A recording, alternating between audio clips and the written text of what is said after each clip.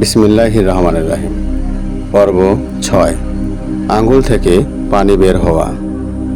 Series নবীজির মজেজা, আল্লাহর রহমতের প্রকাশ। জীবনের কঠিনতম মুহূর্তে যখন চারদিক তৃষ্ণায় কাতর, তখন আল্লাহ তাআলা তার প্রিয় হাবিব মুহাম্মদ সাল্লাল্লাহু আলাইহি ওয়াসাল্লাম এর হাতে এমন মজেজা দান করেন যা যুগে যুগে ঈমানদারদের হৃদয়ে প্রশান্তি ছড়িয়ে দেয়।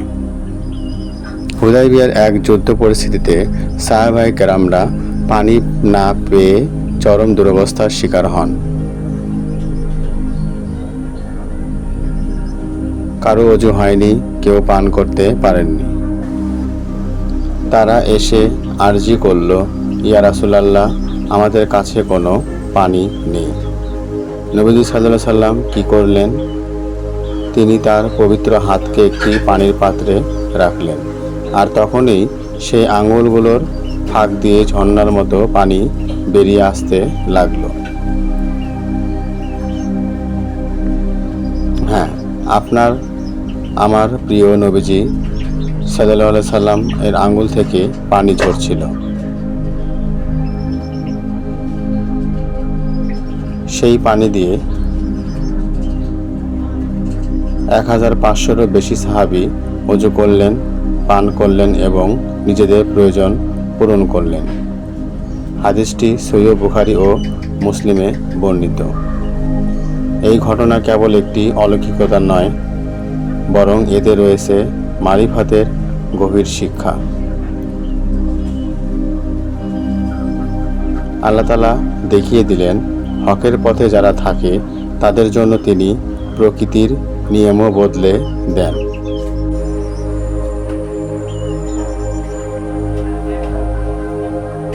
পানির উৎস যেখানে শেষ, সেখান থেকে নতুন উৎস খুলে দেন।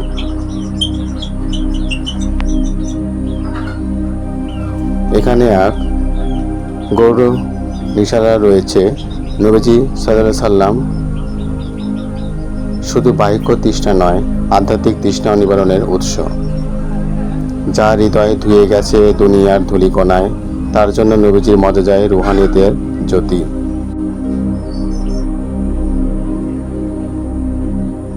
আল্লাহর রাসূল সাল্লাল্লাহু আলাইহি সাল্লাম হলেন রাহমাতুল লিল আলামিন। তার হাতে শুধু পানি নয়, রহমতের স্রোত বইত।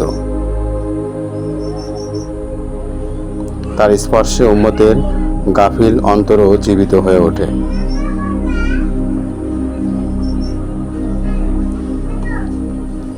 আজও যদি তুমি অন্তরে তৃষ্ণায় কাতর হও, ঈমানের স্বাদ হারিয়ে ফেলো, তবে নবীজির মহব্বত, তার সুন্নত, তার নাম, এই সবই হয়ে উঠবে তোমার রুহের পানি।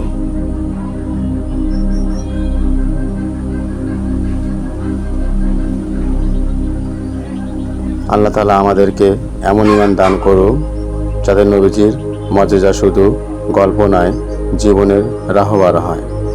আমিন।